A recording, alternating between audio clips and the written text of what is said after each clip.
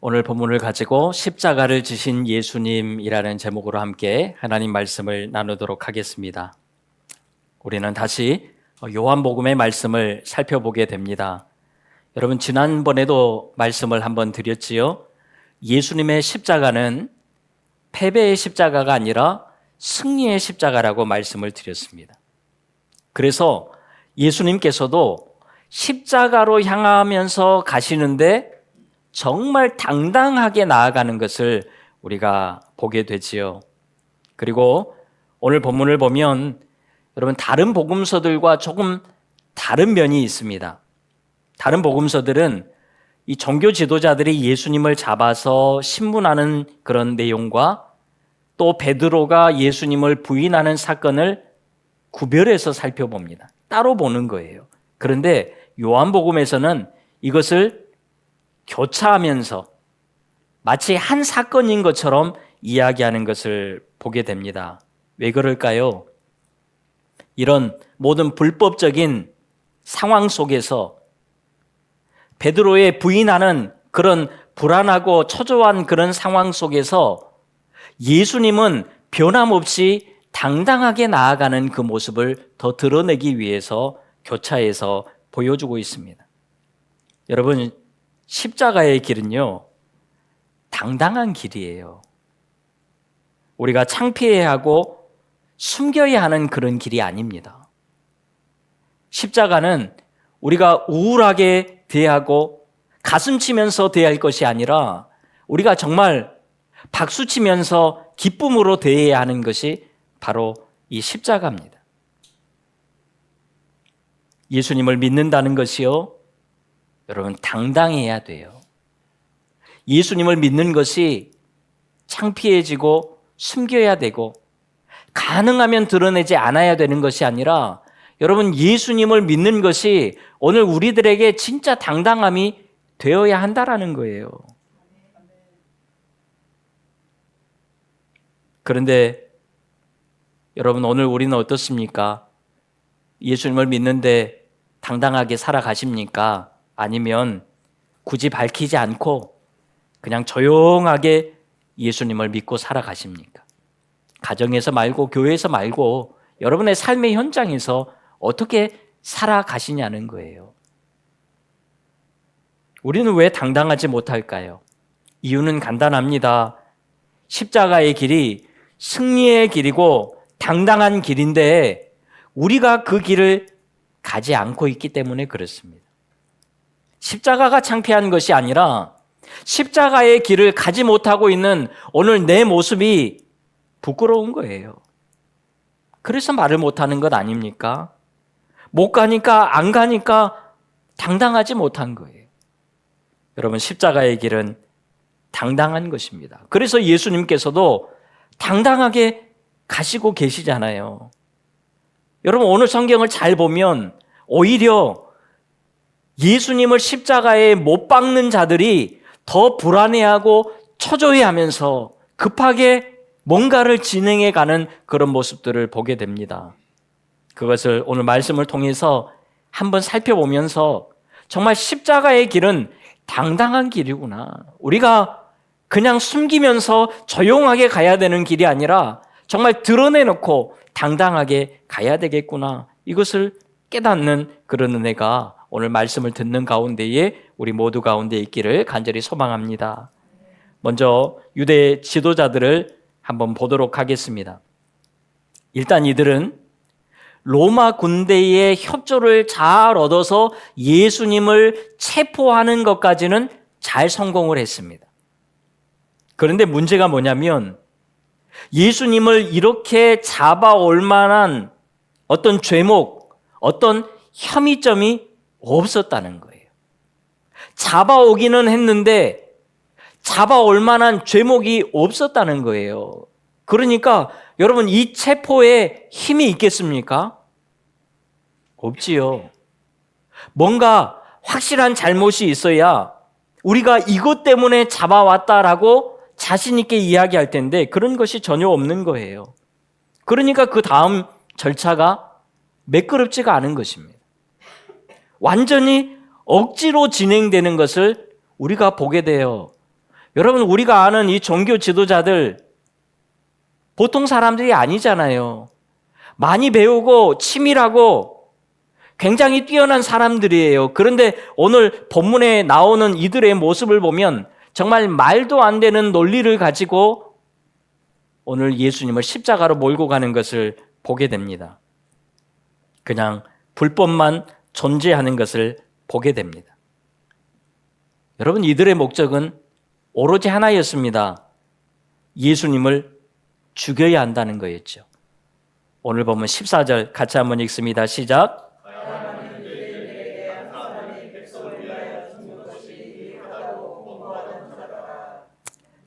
당시 대제사장이었던 가야바가 예수님을 향해서 이야기했던 소리입니다. 그래서 예수님을 죽이기 위해서 일단 잡아온 거예요. 그런데 그 다음이 없는 것입니다. 그래서 우왕좌왕하기 시작합니다. 예수님을 잡아왔는데 예수님을 어디로 데려가야 할지를 모르는 거예요. 그래서 사람들이 일단은 안나스에게로 끌고 갑니다. 여러분, 안나스가 누구지요? 13절에 보면 안나스는 그 해의 대제사장인 가야바의 장인이라고 소개를 하고 있습니다. 그러니까요, 안나스는 이전에 대제사장이었고 지금은 그의 사위 가야바에게 물려주었던 거예요. 이들의 역사를 보면 이 안나스의 가족들, 자녀들이 계속해서 대제사장을 이어가는 것을 보게 됩니다. 그만큼 이 안나스는요, 당시에 힘이 있었던 사람이에요. 이미 대제사장직을 마쳤는데도 불구하고 오늘 성경에 보면 사람들이 안나스를 향해서 대제사장이라고 이야기를 할 정도로 힘이 있었던 그런 사람입니다. 그래서 예수님을 어디로 데려가야 될지 모르는 상황에서 일단은 안나스에게로 데리고 가보자. 그리고 데리고 간 거예요. 그런데 안나스라고 딱히 할 것이 있겠습니까? 별로 할 말도 없는 거예요. 그래서 예수님께 이렇게 묻습니다. 19절을 보십시오. 대제사장이 예수에게 그의 제자들과 그의 교훈에 대하여 물으니라고 말씀을 합니다. 여러분, 예수님을 로마 군대까지 동원해서 잡아올 정도였으면 뭔가 확실한 증거가 있어야 되는 것 아닙니까? 이렇게 요람 피울 거였으면 분명한 이유를 대야지요. 예수라는 사람에게 어떤 죄가 있다. 예수에게 어떤 신성 모독죄가 있다. 이 예수에게 로마를 반항하는 어떤 그런 강력한 죄목이 있다. 라는 것을 나열해야 되는 것 아닙니까? 그런데 아무것도 없는 거예요. 그리고 이제 와서 핵심되는 인물이라는 안나스라는 사람이 하는 이야기가 제자들이 누구냐? 너의 가르침이 뭐냐? 라고 묻고 있는 거예요. 아무 증거 없이 지금 예수님을 잡아왔다는 것입니다. 뭔가 허술하기 짝이 없지요. 원래 이런 사람들이 아니잖아요. 그런데 진짜 뭔가 나사가 하나 빠진 것처럼 움직이고 있습니다. 그래서 예수님께서 당당하게 말씀을 하십니다. 내가 지금까지 어디서 숨어서 이야기한 적이 있느냐? 너희들 다 보는 데서 가르치지 않았느냐? 너희들도 다 들었을 것이고 이것을 들은 사람들이 많을 것인데 그 사람들에게 들어라 라고 예수님께서 당당하게 말씀을 하십니다. 그러자 여러분, 오늘 성경에 보면 대제사장의 아랫사람 하나가 예수님을 손으로 때리는 거예요. 아무 증거도 없고 할 수 있는 것이 없으니까요. 그냥 폭력으로 제압하는 것밖에는 방법이 없는 것입니다. 그러자 예수님께서 또 당당하게 말씀하시지요. 내가 잘못했다면 맞아도 되겠지만 내가 바른 말을 하였는데 왜 맞아야 되느냐? 라고 예수님께서 또 말씀을 하시지요. 그러니까요, 이 예수님에게 더 이상 할 것이 없는 거예요. 그래서 그대로 이 예수님을 대제사장 가야바에게로 보내는 것을 보게 됩니다. 예수님께서 죄가 없음이 여러분 오늘 성경에 그대로 드러나는 거예요. 그런데 여러분, 가야바에게 갔는데 가야바라고 별것 있겠습니까? 가야바도 잡을 수 있는 게 없는 거예요. 예수님의 죄를 찾을 수가 없는 것입니다. 신문해 봤자 얻을 게 없는 거예요. 그래서 28절에 이렇게 행동합니다. 같이 읽습니다. 시작. 그들이 예수를 가야바에서 관정으로 끌고 가니 새벽이라 그들은 더럽힘을 받지 아니하고 유월절 잔치를 먹고자 하여 관정에 들어가지 아니하더라. 아멘. 가야바가 예수님을 곧바로 관정으로 끌고 갑니다. 빌라도를 지금 찾아간 거예요. 그런데 그때가 언제입니까? 새벽이라는 거예요. 여러분, 당시에 아무리 죄가 많은 중죄인이라고 할지라도 신문을 할 때에는 아침이나 낮에, 오후에 해야 되는 거예요. 새벽부터 하는 법은 없습니다. 그런데 이들은 새벽부터 예수님을 계속해서 신문하면서 왔다라는 거예요. 밤에 잡아서 새벽까지 그렇게 해왔던 것입니다. 완전히 불법이지요. 사실 지금 빌라도에게 나아가는 이 시간마저도 이들은 법을 따르지 않는 거예요. 그냥 정신없이 예수님을 끌고 빌라도에게 가는 것입니다. 얼마나 초조하고 불안했으면 마치 뭔가에 급하게 쫓기는 것처럼 예수님을 끌고 와서 재판해 달라고 찾아오는 거예요. 이들도 자기의 의지가 아니라 정말 뭔가에 홀려서 끌려가는 것만 같습니다. 여러분, 이미 예수님을 붙잡았잖아요. 그러면 이제 좀 천천히 움직여도 되는 것 아닙니까? 잡는 데에 문제가 있었기 때문에 로마 군대까지 동원을 했던 거예요. 그런데 잘 잡았잖아요.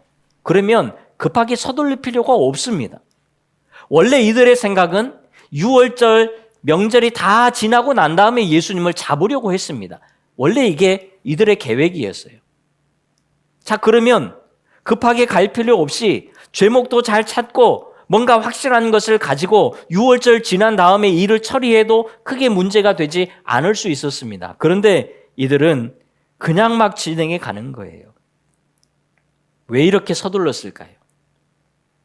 이들의 마음에는 6월절 절기를요, 좀 깔끔하게 지키고 싶은 거예요. 뭔가 찝찝한 것을 놔두고 하나님 앞에 예배하며 절기를 지키기가 싫었던 것입니다. 깨끗하게 다 정리하고 일 처리 끝난 다음에 예배해야 되겠다.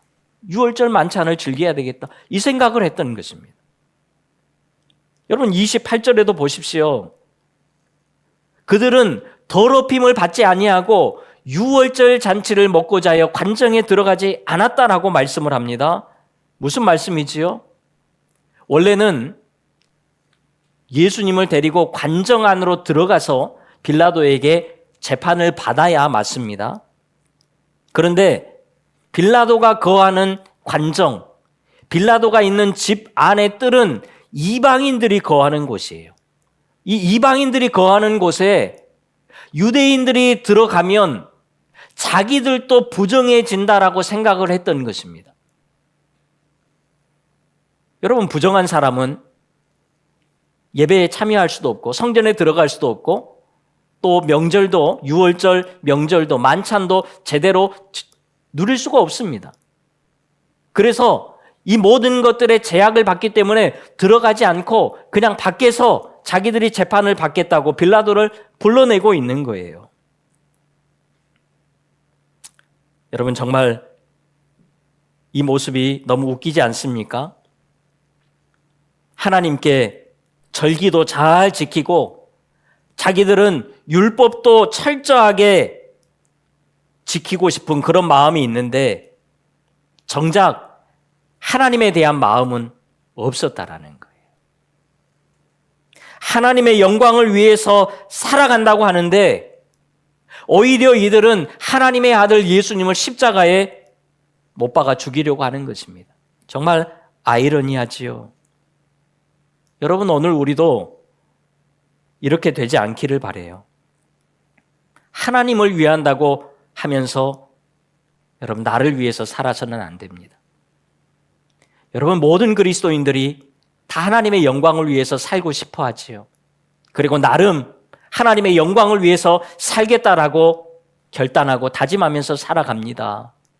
그런데 정말 그것이 하나님을 위해서 살아가는 것입니까? 나를 위해서 살아갈 때가 많잖아요.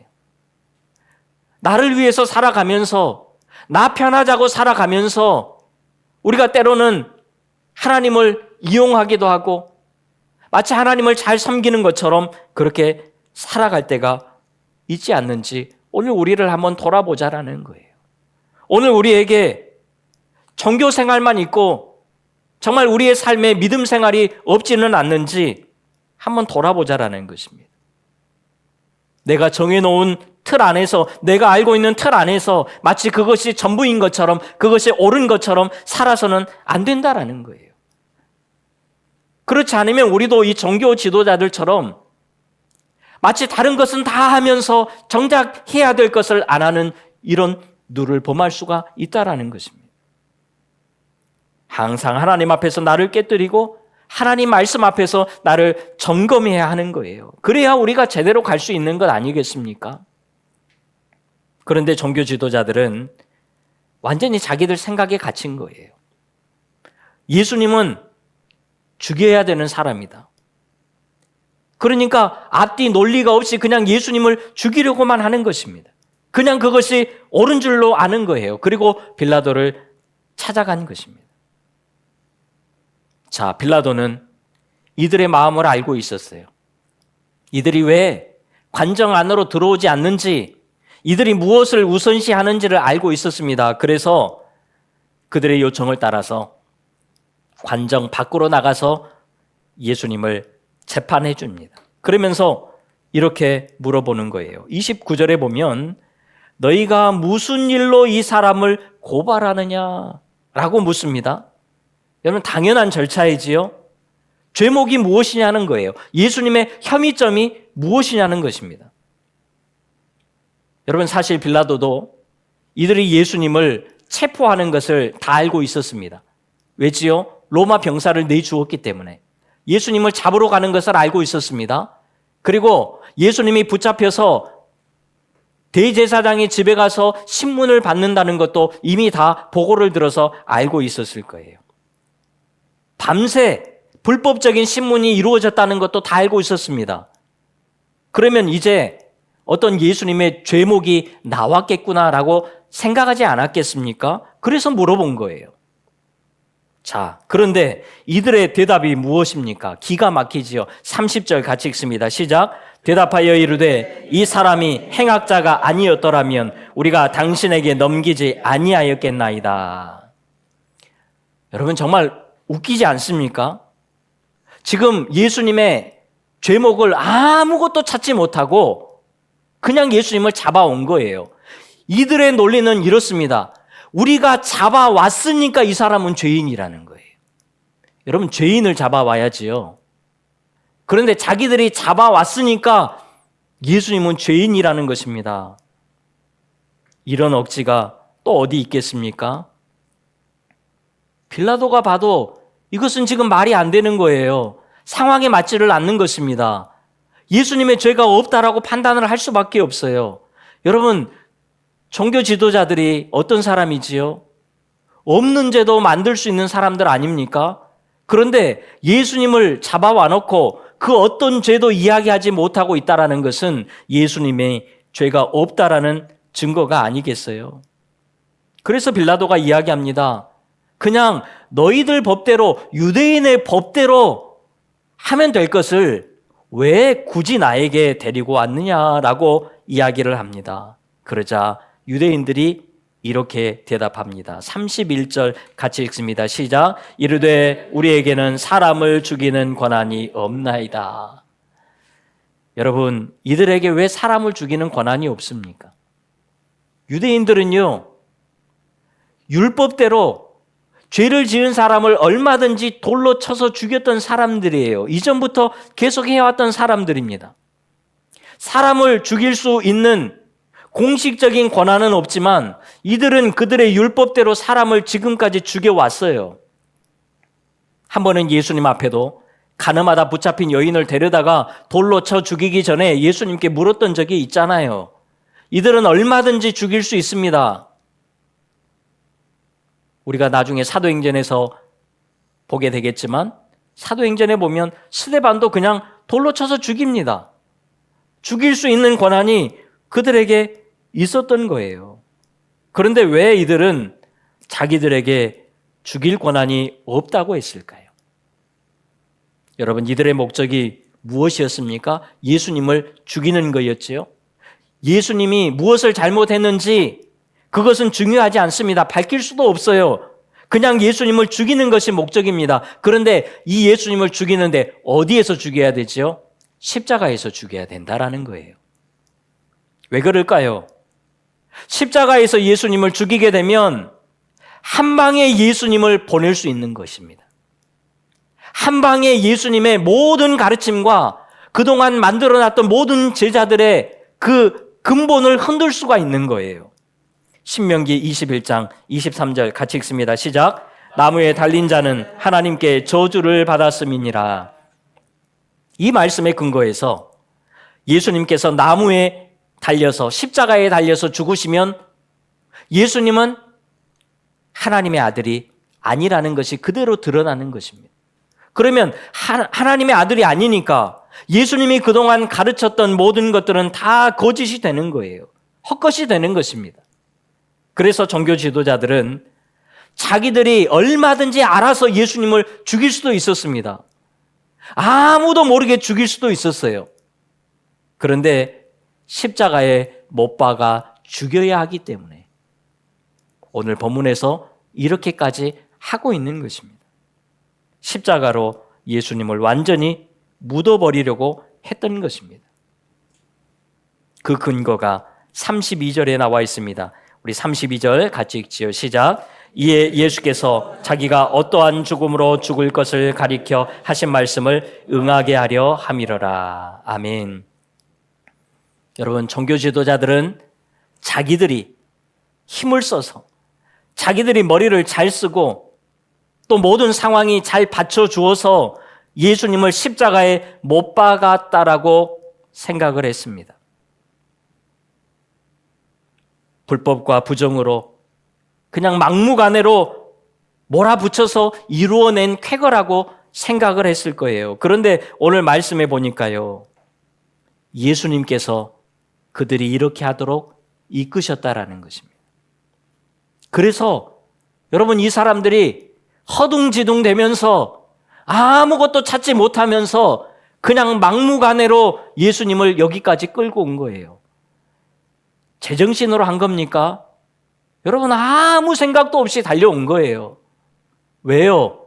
자기들이 하는 게 아니라 예수님께서 십자가의 길로 가기 위해서 이렇게 이끌고 가셨다라는 것입니다. 그러니까 이들의 모습이 이해가 되지 않습니까? 그럴 사람들이 아닌데 정말 나사 하나 빠진 것처럼 움직였던 것이 이해가 됩니다. 예수님께서 다 하신 거예요. 그래서 여러분, 예수님께서 십자가에 못 박히신 것이 아니라 엄밀히 따지면 예수님께서 십자가를 지신 거예요. 종교 지도자들에 의해서 십자가에 달리신 것이 아니라 예수님께서 스스로 십자가를 지신 것입니다. 왜요? 십자가가 구원의 십자가잖아요. 승리의 십자가잖아요. 그래서 예수님께서 스스로 가신 것입니다. 누구에 의해서 끌려간 게 아니에요. 힘이 없어서 끌려간 것이 아닙니다. 승리의 십자가이기 때문에 예수님께서 당당하게 가셨다라는 거예요. 그래서 우리가 십자가를 대할 때에 우리가 기쁨으로 대하자라고 말씀을 드렸던 것입니다. 오늘 우리에게 그리고 베드로에게 십자가는 승리의 십자가다. 우리가 힘들어하고 고통스러워하고 우울해할 것이 아니라 정말 우리가 기뻐하고 찬양하고 감사하면서 나아가야 되는 것이 십자가의 길이라는 것을 보여주시는 거예요. 그래서 오늘 우리도 이 십자가를 대할 때에, 예수님을 대할 때에 부끄러워할 것이 아니라 당당하게 자랑하면서 대해야 하는 것입니다. 여러분, 우리가 믿는 사람으로서 세상에서 살아가는데 창피합니까? 아니에요. 우리가 왜 창피합니까? 십자가는 구원의 십자가, 생명의 십자가, 승리의 십자가잖아요. 예수님이 승리를 이루셨잖아요. 우리 당당해야지요. 당당하게 예수님의 십자가를 자랑하면서 살아가는 우리 모두가 다 될 수 있기를 주님의 이름으로 축원합니다. 그런데 여러분, 우리가 왜 이 십자가를 자랑하지 못한다고요? 십자가를 지지 않으려고 하기 때문에 그렇습니다. 안 지려고 하는 거예요. 솔직히 조금도 지고 싶지 않은 거예요. 조금도. 베드로를 한번 보고 오늘 본문을 마치도록 하겠습니다. 여러분, 오늘 본문 사이사이에 베드로가 예수님을 부인하는 사건이 나옵니다. 불법적인 종교 지도자들의 신문 과정 사이사이마다 베드로의 부인이 잘 들어가 있어요. 여러분, 베드로가 어떻게 대제사장 집 안으로 들어갈 수 있었을까요? 오늘 성경에 보니까 또 다른 예수님의 제자가 소개해서 데리고 들어갔던 것을 우리가 보게 되지요. 문 지키는 여종이 베드로에게 묻습니다. 너도 예수님의 제자냐? 여러분, 당연한 물음 아닙니까? 이 문지기 여종은 또 다른 한 명의 제자가 예수님의 제자라는 것을 알고 있어요. 그러니까 이 사람이 데리고 왔으니까 당연히 예수님의 제자일 확률이 높잖아요. 물어볼 수 있습니다. 그러면 그냥 대답해도 될 것 같아요. 그런데 베드로는 아니라고 부인을 합니다. 굳이 그것 좀 밝히면 어떻다고 안 하는 거예요. 그리고 안으로 들어가서 불을 쬐고 있는데 또 누군가가 묻습니다. 너도 그 제자 중 하나가 아니냐? 그러자 모른다고 또 부인합니다. 그런데 하필 그 자리에 누가 있었지요? 대제사장의 종 말고의 친척이 있었습니다. 베드로가 겟세마네 동산에서 귀를 칼로 내리쳤던 바로 그 사람의 친척이 있었던 거예요. 그리고 그 친척도 예수님을 잡으러 말고와 함께 동산에 올라왔던 사람입니다. 그러니 이 베드로를 몰라볼 수 있겠어요? 어떻게 잊을 수 있겠습니까? 내 친척을 칼로 쳤던 사람을. 그래서 확실히 알고 너는 분명히 그 사람이다 라고 이야기를 합니다. 그러자 빠져나갈 방법이 없는 거예요. 그래서 베드로가 강력하게 부인합니다. 어떻게 부인했을까요? 여러분, 마가복음에 보면 베드로가 예수님을 저주하고 맹세하면서 부인했다라고 말씀을 합니다.